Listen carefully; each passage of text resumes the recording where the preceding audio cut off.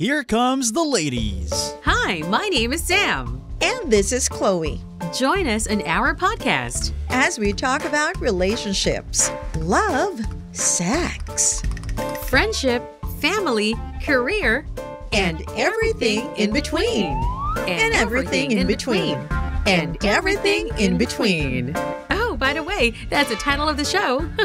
You got that right. Now let's do some talking. Everything in between with Sam and Chloe. Hello, everyone. Welcome to Everything in Between. You've got me, Samantha. And of course, you got me, Chloe. Now let's do some talking. So for today's topic, we're going to talk about bouncing back after a wrong decision and everything in between. All right. So, well, there's tons of wrong decisions out there, diba? And there are some decisions na talaga namang ang hirap mag-bounce back from that failure na talagang maling-mali yung nagawa mo, diba? Oo naman. Oo Meron naman. namang minor lang, pero ang laki din ng impact. So, parang it doesn't mean na porket it's a minor wrong decision, the impact could be a little small. Then, pwedeng it's a small wrong decision, but the impact can be big. For example na lang, drunk driving.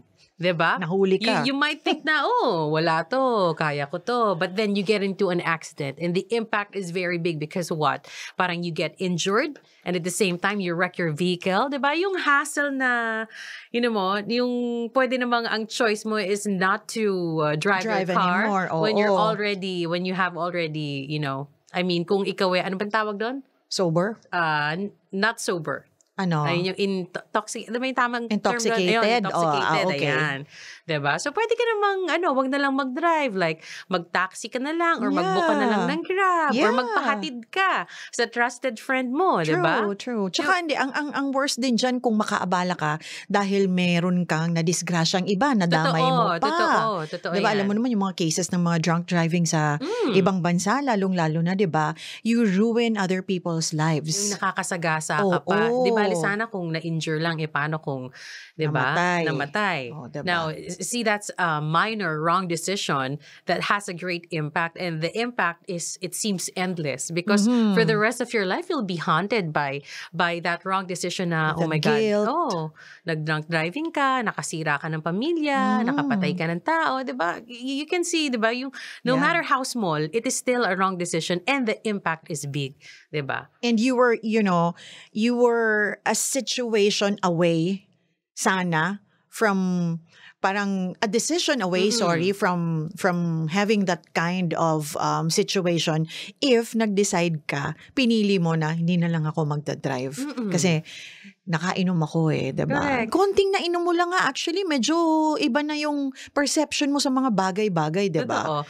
That's a very good example nga na how decisions affect our lives on a daily basis. Yes. Diba?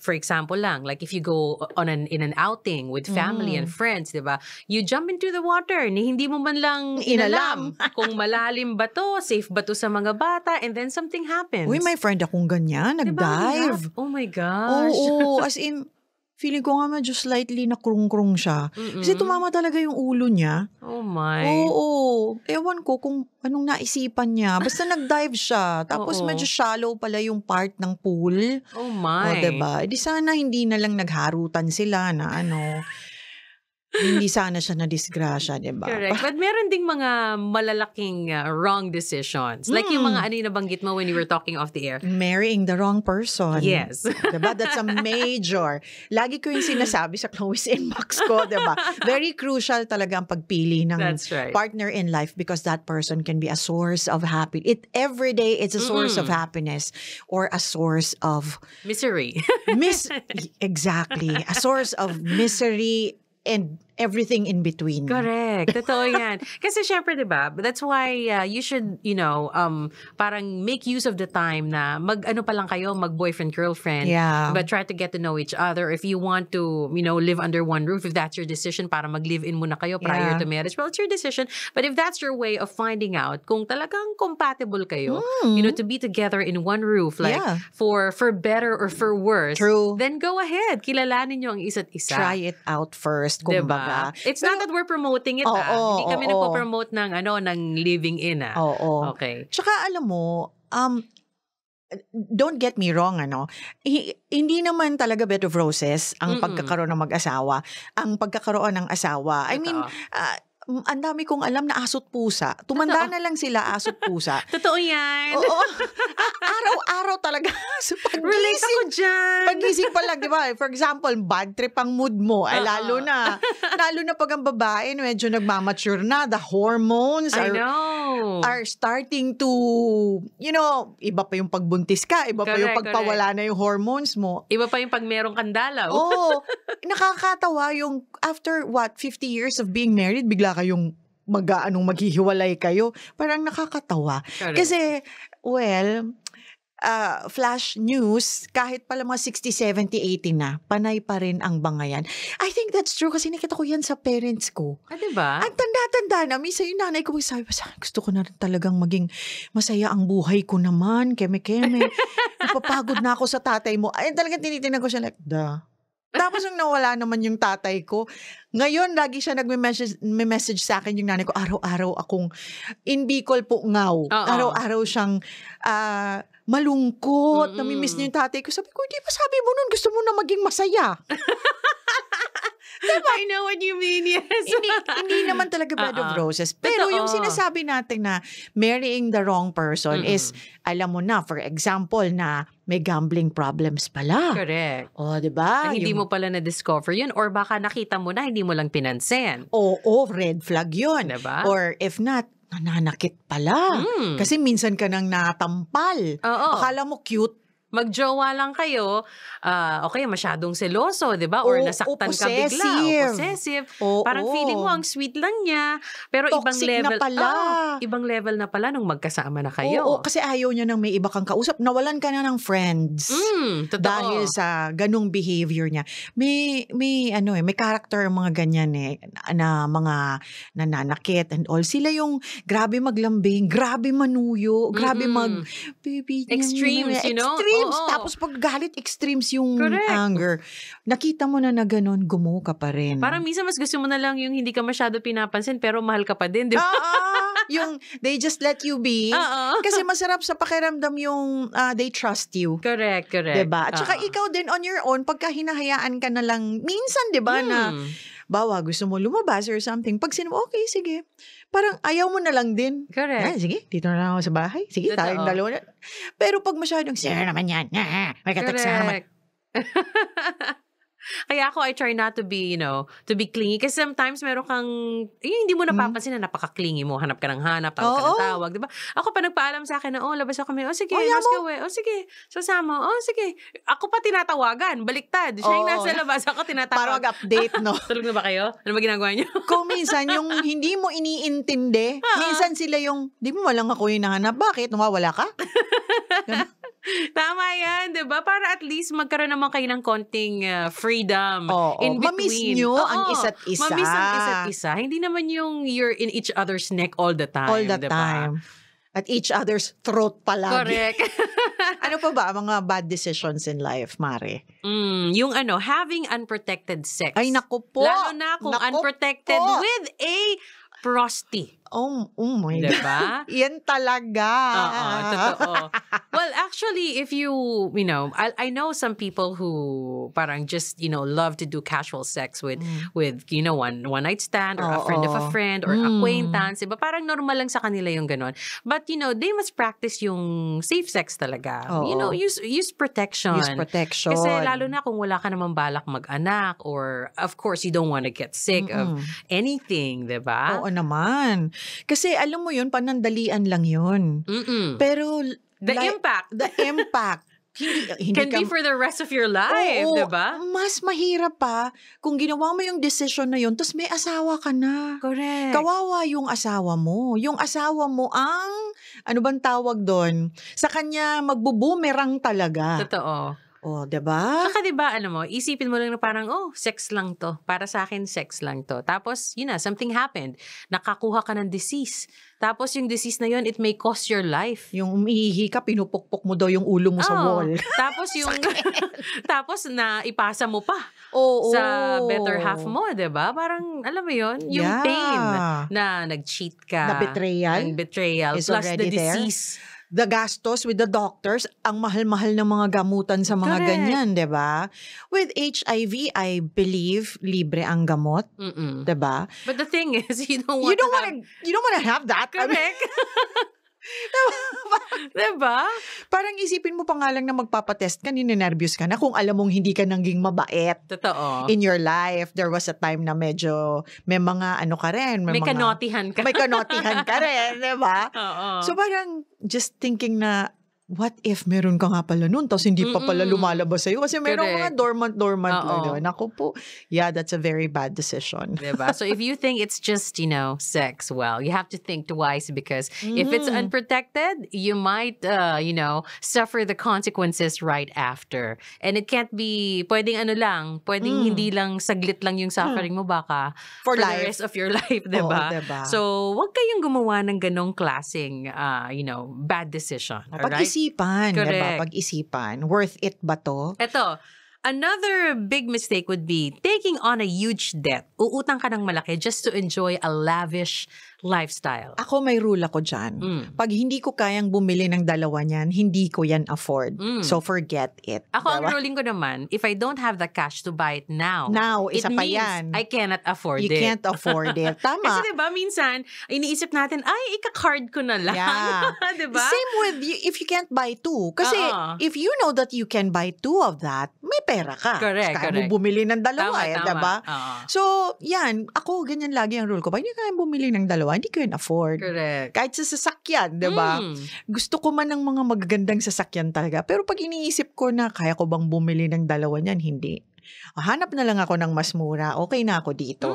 Diba? Parang mag-ano ka, tanggapin mo Correct. yung kaya mo lang. Oo. Diba? At Don't saka- bite more than what you can chew. At saka ako, Yun. we always have to be grounded eh. I-remind Yeah. natin yung sarili natin during the time na pinapangarap mo pa lang yun. Yes. Pero na-achieve mo na. So, you should be grateful kahit pa paano dapat makaramdam ka ng contentment. Kasi pag wala ka naramdaman ng contentment, parang gusto mo, ay gusto ko yung mas maganda dito. Ay gusto ko yung mas Walang mas class. katapusan. Diba? Walang katapusan Walang eh. katapusan yun. Oo. Diba, tayong dalawa, nagsimula tayo sa second-hand cars. Hanggang sa dumating tayo sa naka-brand nyo ka na. Ang sarap sa feeling, diba? Nagsimula tayo sa pag-commute. Oh, diba? Ano ka ba? Nagsimula nga sa pag-commute. Naalala mo ba yung nag-taxi tayo na parehas tayo hindi makahinga? Dahil baho-baho ng taxi. Paglabas natin, masuka-suka tayo ng dalawa. I remember Sabi ko, nakatapa ka ba ng ano? yung pala yung taxi driver kumain ng Hindi malansa ko yung alam. ulam, something. Diba? God. Yung ulam niya yung mabaho na Hindi ko nadala alam niya kung inside. ano pa rin. Basta, hindi Parang ko amoy makakalimutan fish or yun. something. Basta parang ganon. Hindi, amoy ebak. Kaya nga tinanong kita, huy, tingnan mo nga, baka nakatapa ka dyan. O diba, we started commuting. Oo. Yun nga. So, you have to remind yourself. You must stay grounded eh. Yes. Diba? Na para i-remind mo yung sarili mo, yung mga panahon na nagko-commute ka pa lang, tinitingnan mo yung mga may kotse, nangangarap ka, sinasabi mo sa sarili mo na one day, I'll Magkakaroon be din driving ako. my own car. Yes. Ngayon, it doesn't matter if it was a second-hand car or Or nakadiretso brand ka new. ng brand new. Importante, nakabili ka ng sa sarili mo. Diba? Tama, So, tama. yun palang maging grateful ka na. Kaya tama yung sinabi mo, kahit na gusto mo yung mas ganito, mas mahal, Sino mas ba ayaw? elegante. Oh, sino ba naman Sino ba ang ayaw ng lahat pindot? Diba? Sino ba ayaw ng, alam mo yon, nakakita ko, yung Tesla ba yon? Yung Oo. driver natutulog kasi Wow. kaya nung car na umandar on its own. Cruise Correct. control ba tawag dyan? I don't know, sorry. May cruise control ata yung sa speed. Oh, Oh. sino ba ang ayaw ng ganon? Fully automated diba? na yung Tesla na yung nagdadrive sa kanya, Oo. diba? Correct. Pero kung, okay naman yung car mo, kahit naka-manual ka or naka-compact car ka, maliit for as long as hindi ka Yes. na uulanan, hindi ka na Correct. iinitan, hindi ka Hindi ka na napipila. hindi ka napipila. It takes you from point A to point B. Yes. Be contented with You that. should be thankful. diba? Be grateful, Oo, diba? kasi ang dami-daming nagka-car loan. Hindi po masama ang mag-car loan. Yes, kasi hindi kung masama. marunong kang gumamit niyan and you know for a fact na magkakaroon ng ROI sa iyo yung sasakyan, gagamitin mo sa negosyo, for yourself, sa trabaho, Yes, may yes. means ka para magbayad, okay po ang mag-car loan. Kasi hindi ka maglalabas ng malaking pera, diba? Pero kung sa tingin nyo naman, monthly, para kang krung-krung kakaisip saan ka kukuha, hahagilap ng pambayad, para lang masustain Correct. mo yung padating mo na, alam mo yung Correct. maganda, tumuwag na. Oo, Maging grounded totoo. tayo. Diba? Kaya nga ako Ending nung- yan, hatak eh. Tsaka tawag dito, darating din after a few years time, nagde-depreciate yung value. Yes. Tapos, syempre, mag-iisip ka na rin, pag na-fully pay mo na yung auto, it's time for you to diba? Kung gusto mo na magpalit, pwede ka na magpalit. Yes, kasi magkakaroon na ng labas ng mga sakit, diba? At saka pag ako, ito lagi advice ko, pag bago kang driver, I think it would be much better if you start with a second-hand car. Totoo. Kasi pakakasalan mo yung mga sagi dito, sagi doon. Imagine kung brand new yan. Kawawa yung car. Totoo. Diba? Parang naging experimental car siya. Yeah. Naging training car mo. Kasi ako, nagsimula din ako sa sa second-hand car. Diba? Tayong dalawa. Diba? We're proud to say we started from commuting to second-hand car to getting our brand new. Yes. From there, parang it's an achievement kasi you can see the progress. Oo. Mas ma-appreciate mo talaga yung hard work mo din pati. Hindi po kami nangarap kaagad na, gusto ko ng ganito kasi ganyan. Wala tayong generational wealth Oo, totoo. Kailangan natin mag-work hard. Pero kung ang apelido natin ano ba? Mga Lizalde. Pang Lizalde o pang SM. Kung Chinese ang apelido namin. Actually, ako 15 years na akong nananahimik talaga. Kabisado ko ang kanta ng SM. Diba? Kung gano'n ang apelido natin, baka, diba? Baka anak din ako, memorize ko yun. Why not?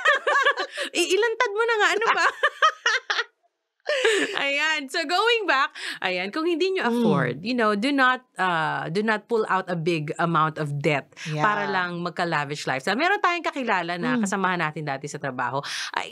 Recently ko lang na, parang after nung nawala na siya, doon ko lang na-realize na may nangyari palang ganon, na nag-take out ata siya ng malaking loan para lang mapag-abroad yung kanyang pamilya. Ay, parang kilala ko yan. Okay. Diba? So, ang naging ending, parang nalubog din. Tapos hanggang sa, nawalan sad siya story. ng trabaho. It's a very, very sad story. So, don't be like that. At saka yung mga, yung mga partners in life, kayo mag-asawa, pag hindi afford ng asawa niyo, huwag niyo pilitin.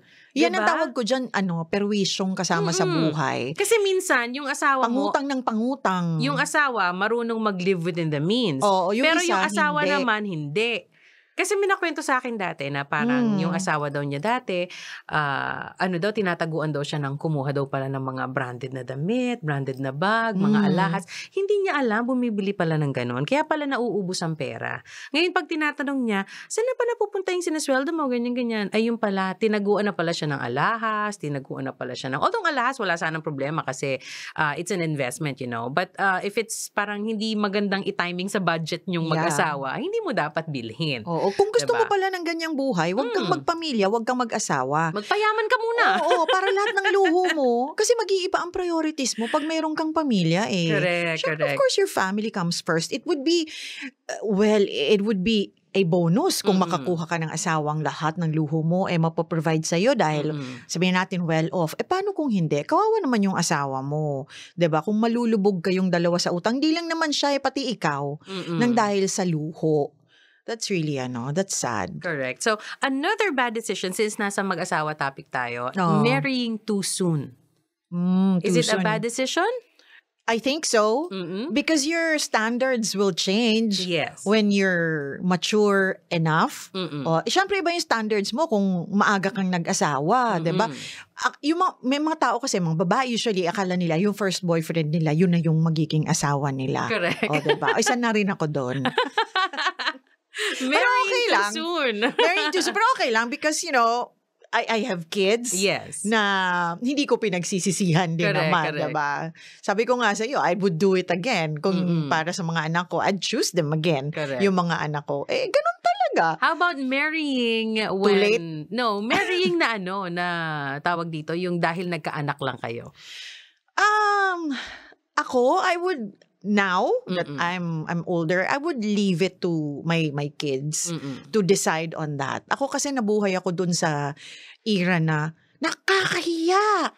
Kailangan magpakasal kayo. Correct. Anong sasabihin? That generation na talagang okay, sige. Pero siguro kung ako tinanong noon, hindi. could have saved a lot of heartaches for Correct. everyone. Pero well, andyan na yan. At saka feeling ko din like kasi may mga parents tayong kakilala na na parang nabuntis yung anak tapos parang there was an option kung ipapakasal ba o hindi. Or hindi. Meron akong relative na na parang ino-offeran ko ipapakasal ba. Talagang umayaw yung nanay.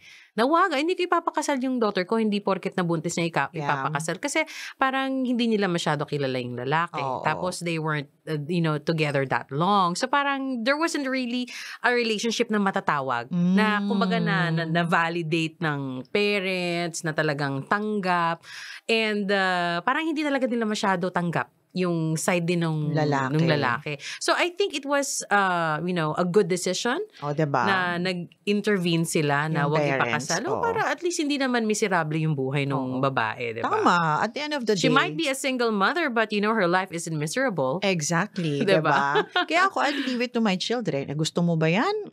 Kung ayaw mo, ay walang pilitan. Akin na apo ko. Ayan. Diba? Tumalo naman tayo sa about work. Bad decision, quitting your job without having a strategy of what you will do next. Ayan talaga. Oo. Quitting your job na hindi mo alam kung meron ka bang nakaantabay na lilipatan? Meron ka bang savings? Correct. To support your decision? Yes. Kung sakali mang okay lang yan. Kung halimbawa, mag-resign ka tapos mabubuhay ka ng 1 week lang. Ang hirap, wala ka diba? palang savings tapos wala pang nakaabang na trabaho. Paano na? Yung sumisweldo nga, pag pecha de peligro, parang hindi mo alam saan ka kukuha di ba? What more kung wala kang kukuhanan talaga kasi wala ka pang trabaho. Hindi ka pala nakapag-ipon. Yan. That's also a wrong decision or a bad decision na wala kang plano, bigla ka na lang magre-resign. Also, yung nag-resign ka, kasi nabudol ka. Lipat ka dito, sama ka sa amin. Maganda dito sa amin. Tapos bigla nag-retrench. Or nakita mo maganda, tapos naka-jump off ka na, tapos pagpasok mo doon, hindi pa pala aligned sa values mo. Yung culture o values nung kumpanya na nandun ka, ay, budol pala to. Correct. Paano na, di ba? Diba? Balik ka dun sa dati mong trabaho. Siyempre, hindi. Wala nang ganun. May ilam akong ganun. Nagpabalik-balik. Oo nga. Dito sa atin, may pabalik-balik. Pabalik-balik dito. Oo, pero ang bait ng MBC ng kumpanya natin, talagang tumatanggap ng employees as long as, good record ka. Yeah, wala ka namang binalang hiya. Totoo yan. Madaling bumalik pag you did not burn your bridges, you did not do anything wrong. That is why you never burn bridges as much as possible. Always be in good terms. Correct. Diba? Ayan. It's Don't bite the hands that feed you. Correct. Sabi nga. It's also a bad decision to steal. Magnakaw. Diba? Magnakaw. Hindi lang yung para sa magnanakaw. Kunyari parang pwedeng estafa. Diba? Yung mga ganong cases. Oo. Alam mo yun? Parang nakakatakot. Stealing other people's money or yung mga mang-scam ka. Mang-scam ka kasi pag nanakaw na rin yun eh. Oo, diba? swindling, parang ganon. Yung kunyari, ibebenta ko na sa'yo yung ganito ko. Ikaw nang bahala, bayaran mo na lang. Tapos pagbigay mo, wala kayong dokumento, wala kayong kasulatan. Tapos biglang, goodbye na. Hindi na nagparamdam sa'yo. Ninakawan mo lang ng pera kahit kaibigan mo pa yan o kamag-anak pag nanakaw pa rin yun. Ang bad ng balik nun. Diba, no? Diba? Oo. Mang-scam ka ng tao. O diba? Well, wala namang, lahat man tayo nag-i-invest. Correct. Merong mga risk takers talaga. Totoo. Meron namang halos ipalaminate na lang nila pera nila, wag lang mawala. Basta kung mag-i-invest sila, you have to acknowledge the risk. And at the same time, aralin mo yung investment Ini-investan na yun. mo. Huwag kang magpabudol. Hindi ba yan flash in the pan? Baka mamaya flash in the pan. Or fly-by-night ng mga investment schemes yan or companies, diba? Tama. And ikaw din, dapat alam mo na by investing, you win or you lose. Correct. So, you have to accept na, don't put all your money in the pot.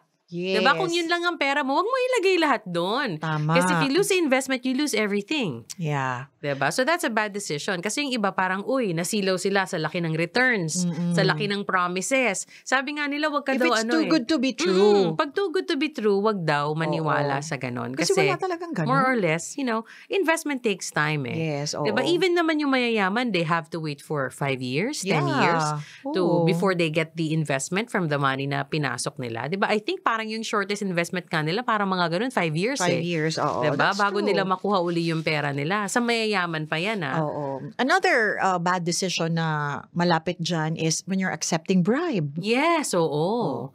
Diba? Mahirap din yun. Pangit magnakaw at pangit din tumanggap ng suhol. Oo. Tumanggap ng bribe kasi parang lagi mong iisipin. Totoo. What if minsan alam mo na mga isang kwento lang yan, isang chika lang yan, Correct. 'di ba?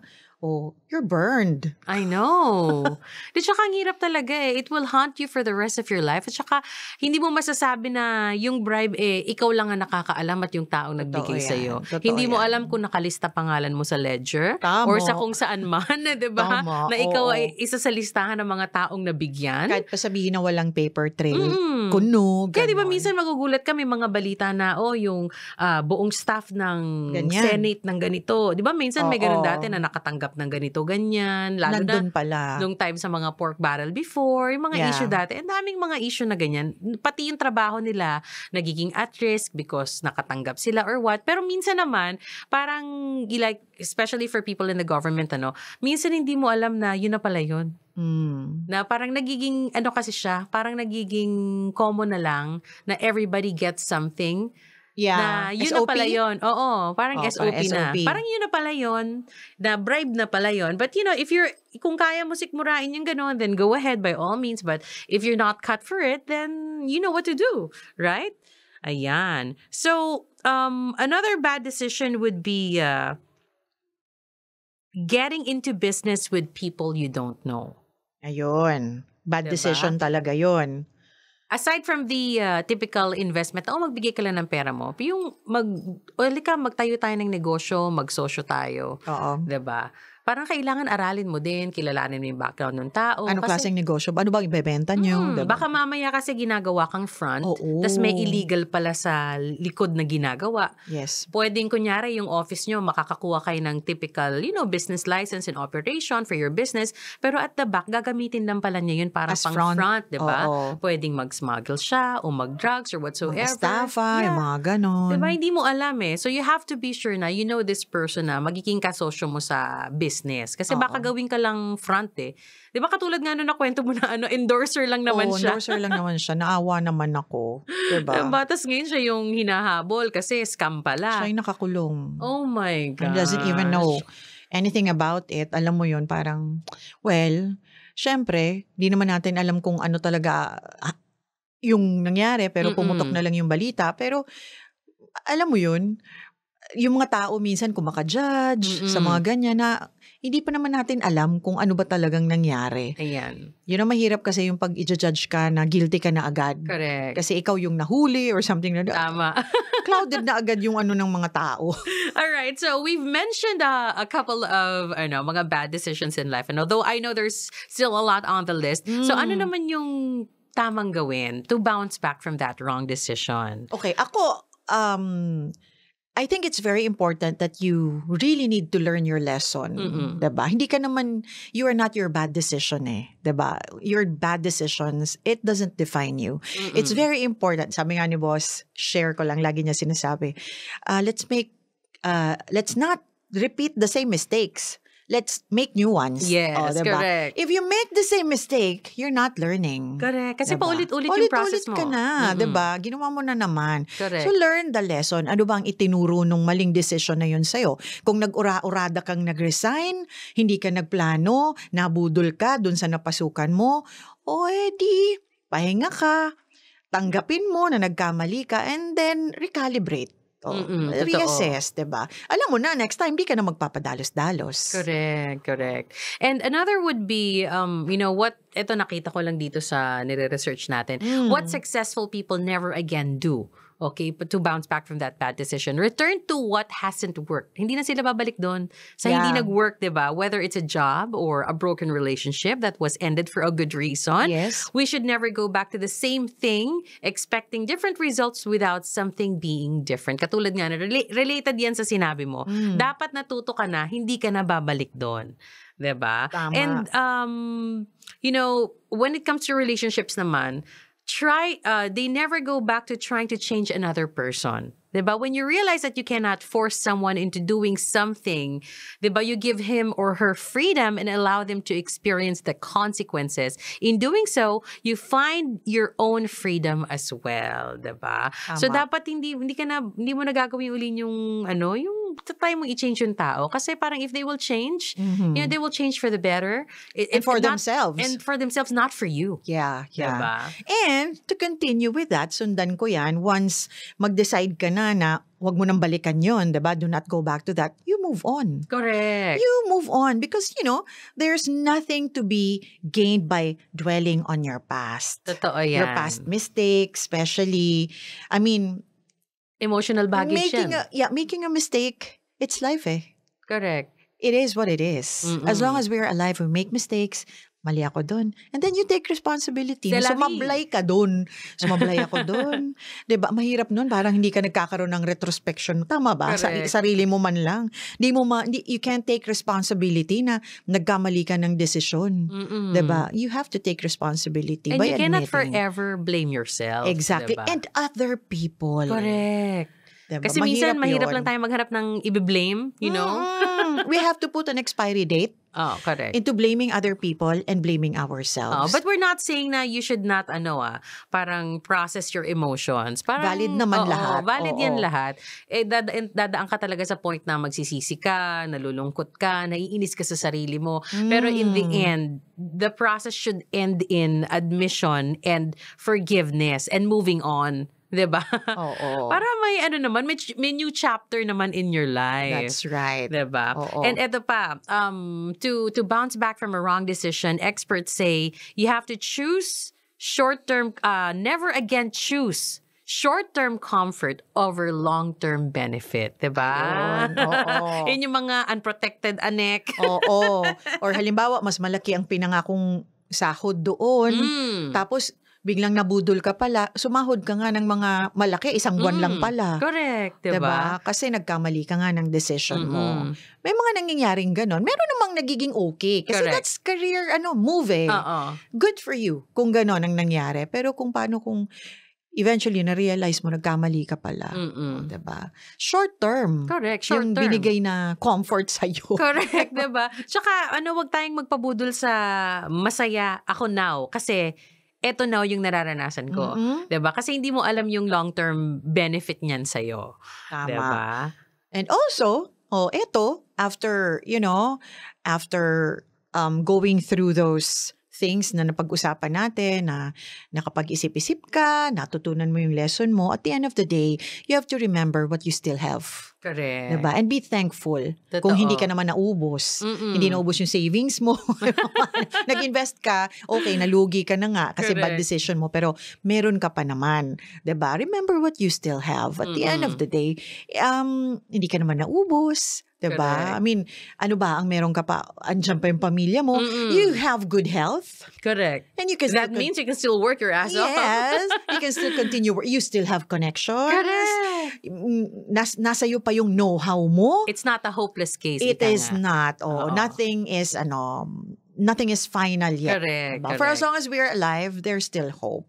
Sabi pa nga na experts, to bounce back, never trust someone or something that appears flawless. True. Oo. Akala mo ang ganda, kumikinang. I know. Diba? Parang naalala ko tuloy yung mga, sa social media, diba? Minsan may mga times na nakikita mo yung mga pinupost, ang gaganda, ganyan. Pero hindi mo alam, at the end of the day, tulad nung letter sender ko sa Chloe's inbox, no? Panay yung post niya ng mga pagyayabang niya, kasi okay naman sila, well off. Pero sobra pala problema niya sa asawa niya kasi binubugbog siya. Oh my. Diba? So, wag tayong doon, kumbaga, magpaloko sa something that appears flawless. Correct.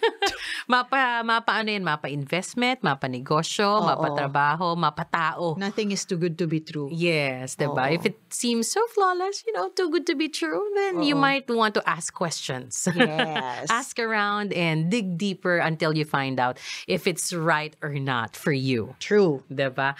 Hi, what a wonderful discussion we have for our topic for today. And I hope maraming natutunan ng ating mga listeners. So, to everybody, do not forget to subscribe to our podcast. Ayan, para always po kayong updated sa aming mga episodes here on Everything in Between. And if they have something na gusto nilang pag-usapan natin, you can let us know about it. We have our social media pages. Of course, Easy Rock Manila. Sabihin nyo lang po doon. And dapat pala maglagay tayo ng sariling fan page natin, Yeah. for the podcast. Ayan. So we can directly get their messages. Ayan. That's true. Kung ano yung suggestion nilang topic. So, there you have it. Ladies and gentlemen, you've got me, Samantha. And Chloe. That is Bouncing Back After a Wrong Decision and Everything in Between.